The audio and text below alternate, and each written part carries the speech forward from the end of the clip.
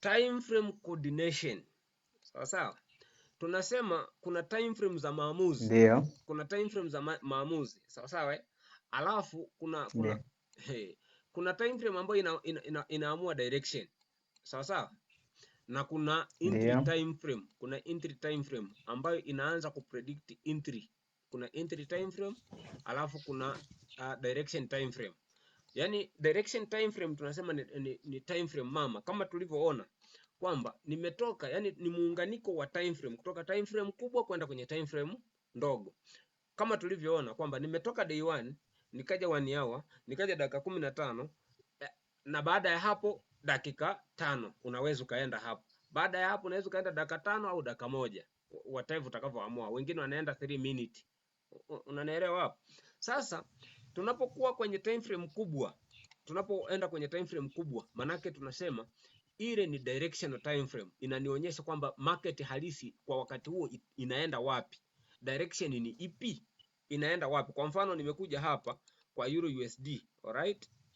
Ndio. Nimekuja kwa Euro USD hapa, nilikuwa day 1. Yes. Nilikuwa day 1 huku, sawa sawa.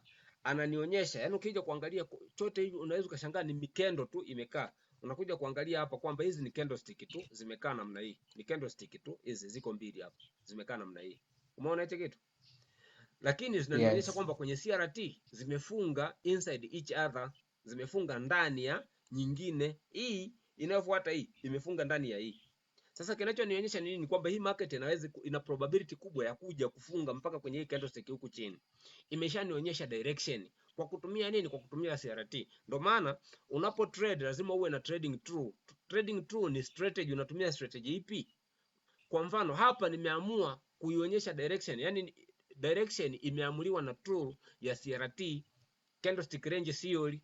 Umeelewa hapo kwamba hii market itaenda katika direction fulani. Then nakuja kwamba direction ni hiyo. Je, time frame ambayo ni coordinated na day 1 ni ipi? Nakuja coordinated na day 1 ni 1 hour, nakuja kwenye time frame ya 1 hour ambapo je, kwenye 1 hour inanionyesha nini? Kwenye 1 hour inakuja kunionyesha vitu viwili. Inanionyesha kwamba kulikuwa na FVG, alafu inanionyesha kwamba hapa pana OB. Unaona hapa? This is an OB. Kuna mtu mwingine ambaye angeweka stop loss hapa, lakini mimi nimeamua kwenda kuiweka mpaka kwenye shadow ya hii nani ambayo imetengenezwa na hii candlestick, kwa sababu shadow imeenda mpaka hapa juu. Unanielewa hapo? Ndio. Kwa hiyo naenda kucoordinate kuangalia, je, kwenye time frame ya day 1 inaniambia kwamba nishuke huku chini kama tulivyoingilia hapa. Kila mmoja mwenye account, manake it means ameshaingia. Ku trade live, live trading huwa inafanyika hivi. Sawa sawa. Nadhani wale ambao wapo masterclass huwa wageni na hichi kitu. Kwa sababu kuna muda ambao tunaingia hapa, tunaingia kwa sababu ya hiki. Tunaona hiki na hiki tunaingia. Si ndivyo? Nadhani tu wageni mpaka sasa hivi.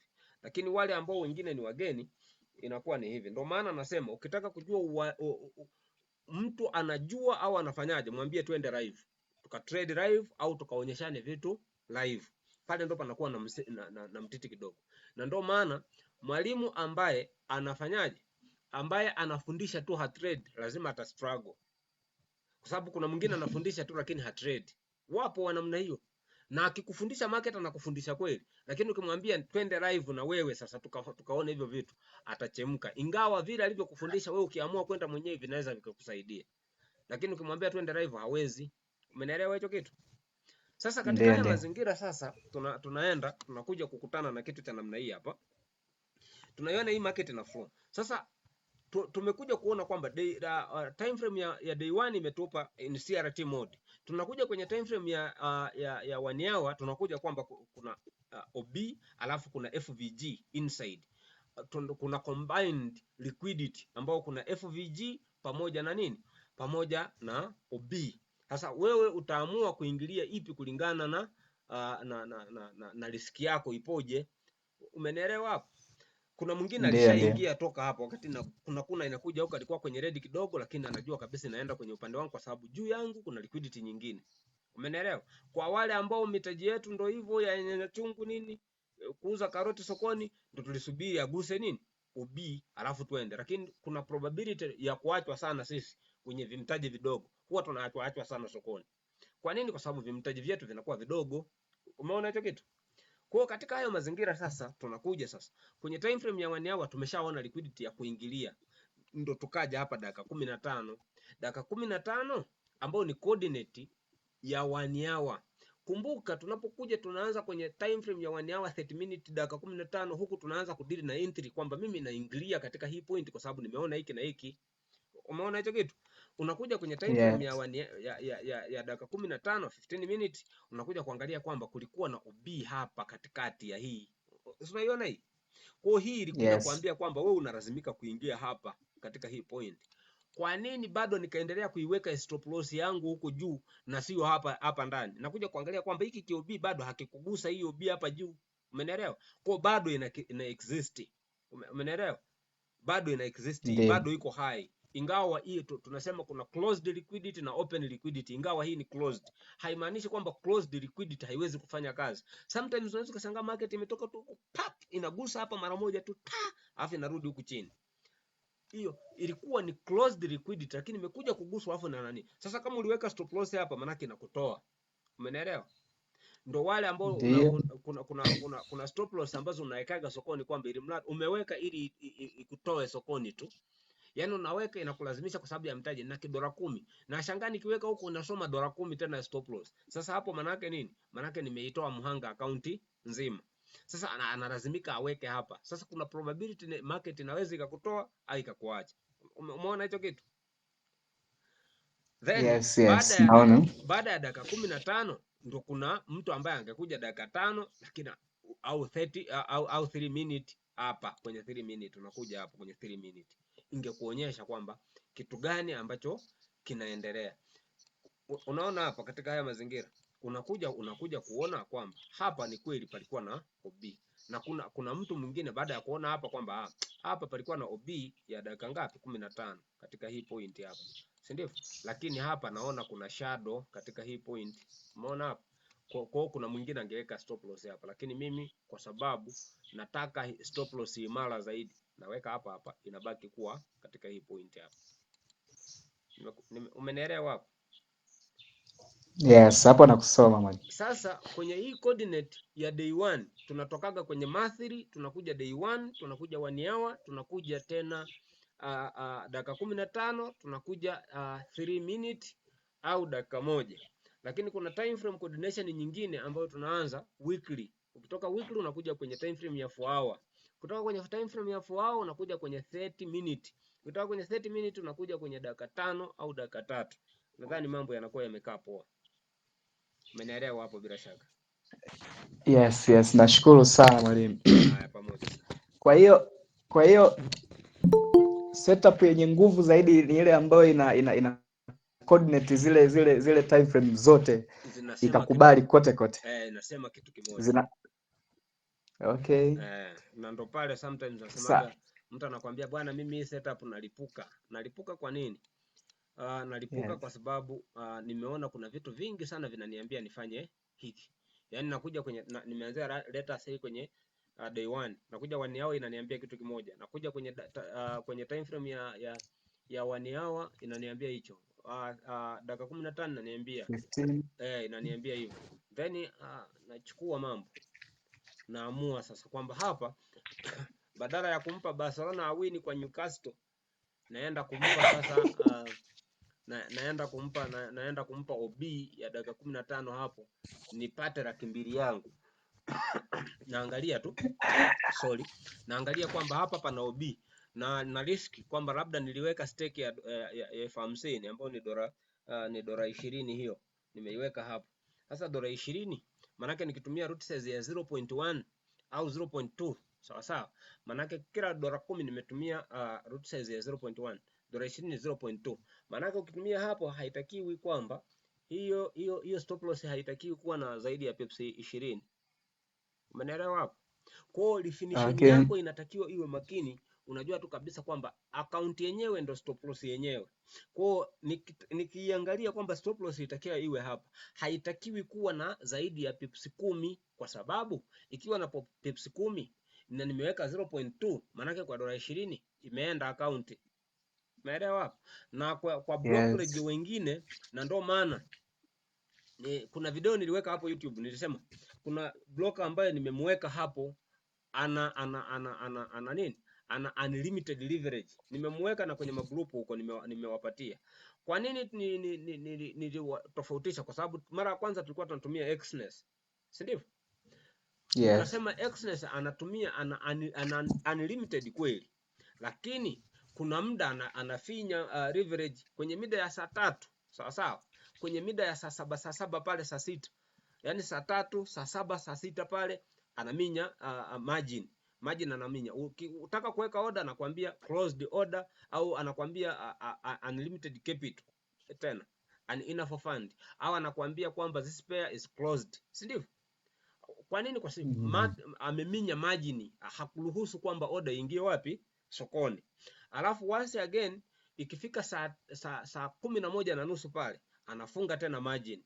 Huwezi, na muda mwingi kukiwa na news, muda mwingine ambao kuna news anaminya margin, huwezi ukaweka hapo. Ni broker mzuri ndio, lakini akawa na mapungufu hayo. Ndio nikatafuta mwingine mwenye aina hiyo hiyo. Kwa sababu mimi sometimes I love betting kwenye FX. Kwa namna gani? Sio na beti kwa sababu na beti kwamba sielewi ninachokifanya, hapana. Kwamba naamua tu hapa ni buy, Yaani nakuwa nimefanya analysis ambayo nafanya hata ukinigusa mgongo sitakusikia kwa sababu kuna kitu nataka nikione. Nikikiona najua tu kabisa kwamba hapa stop loss yangu ni pips 5 au pips 10. Kwa hiyo naenda kubeti kwenye hiyo structure kwamba hapa sasa najiachia, najiripua. Umeelewa hapo? Kwamba nikifia nifia hapo. Maskini huwa tunachomokaga hivyo, sawa sawa, lakini usichomoke bila kusali. Unasali kwanza, unamuomba Mungu akuongoze. Alafu baada ya hapo unaenda kutafuta setup sahihi sasa. Kama hii ambayo tumeipata kwamba hapa hii inaenda huku. Kwa mimi nitaenda kuingilia katika hii point. Stop loss yenyewe ni account yenyewe. Kwa hiyo hii inayoenda kuichukua isiwe na stop loss zaidi ya pips 5 au 10. Then naenda najilipua hapo. Baada ya hapo unaweza kujikuta kwenye dola 20 nimeenda kutengeneza dola 100. Maskini mimi nimeenda kupata hela ya kukodisha shamba la kulima. Nachomoka. Manake hapo naanza kutafuta vimbegu vinini, shamba nilishakodi. Baada ya hapo nikianza kulima nina mtaji wa kulima.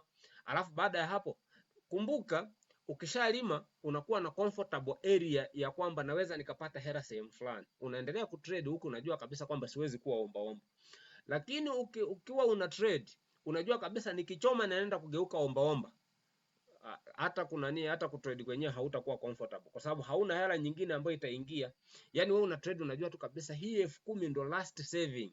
Ikipotea ni imepotea mazima. Hautakuwa na hela nyingine ya aina yoyote. Umeisha. Umeeleweka hapo? Kama unielewi basi nakufundisha maisha na kufundisha na forex. Sijui. Kama unielewi ni shauri lako. Kwa trade yetu inaenda. Principle ya saa 2 ya gold inawezekana, ndio maana chart mara ya kwanza wakati naanza mlikuwa mnaona chart. Bado inaendelea kufanya vizuri sana sokoni. Principle ya gold ya saa 2, right? Inaendelea inafanya vizuri sana sokoni kwa sababu tayari inafanya vitu fulani na meeting inakupigia. Nitakupigia na meeting. Then katika haya mazingira unakuja kuona kwamba gold muda wa saa 2 kwenye kile kitu ambacho nikifundisha, yani kama wewe ufuatilii iwe ni wewe tu, lakini anafanya vizuri sana ile saa 2. Ukichukua pips 50 pale za mlala hoi ukipata angalau dola 10 20 zinatosha kwa siku, kwa sababu wewe si mlala hoi unajitafuta. Sawa sawa, zinatosha kuliko ungekaa usiingize chochote, zinatosha pale. Kwa hiyo unakuwa unatembea kidogo hapo. Nilisema nitakuja nirudi nifundishe tena kile cha dakika 15, lakini pia nitakuja kurudi tena nifundishe kile cha saa 9 usiku tunafanyaje au ni nini ambacho kinakuwa kinatakiwa kionekane. Lakini hivyo Mungu akijalia tutaviweka hadharani. Sawa sawa, nadhani nimeeleweka hapo. Mwenye swali mwingine?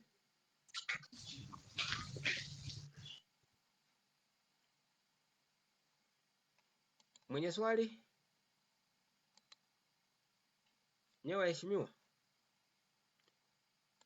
Manake kama hakuna swali, kila mmoja ameridhika na hiki ambacho kimefanyika hapa.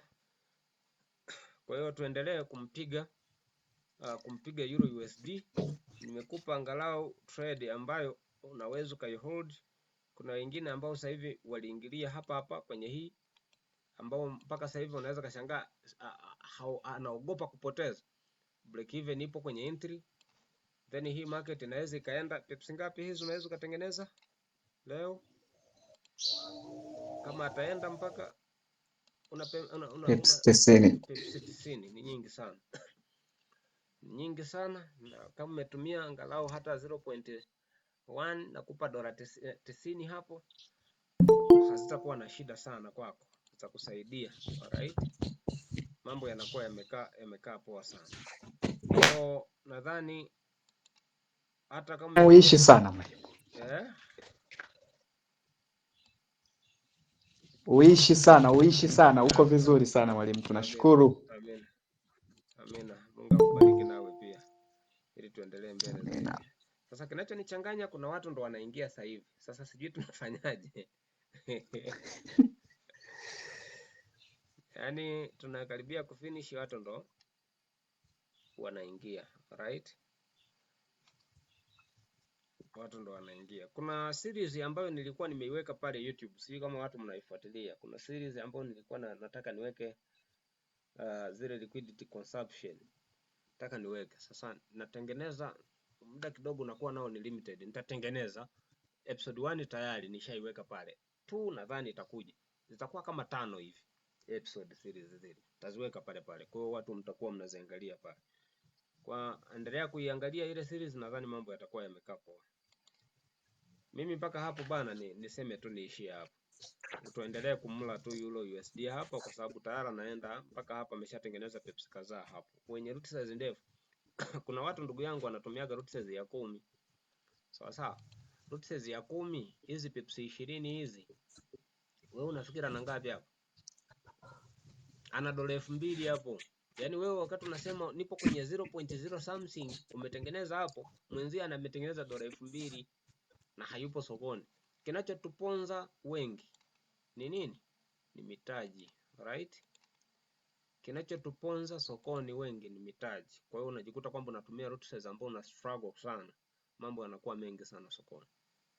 Kwa lazima ujue kwamba natembeaje. Hata kama utatrade mara 2 mara 3 kwa siku, lazima ujue kwamba root size anayoitumia iwe namna gani. Mara 2 mara 3 nakuwa niko vizuri sana sokoni. Ingawa kuna akaunti za kuchezea hazina muda maalum. Hiyo naweza nikachezea hata kama nikiwa naota naamka tu order ipo sokoni. Ni ya kuchezea. Maana ile hata ikipotea siumii. Alright? Naeleweka hapo?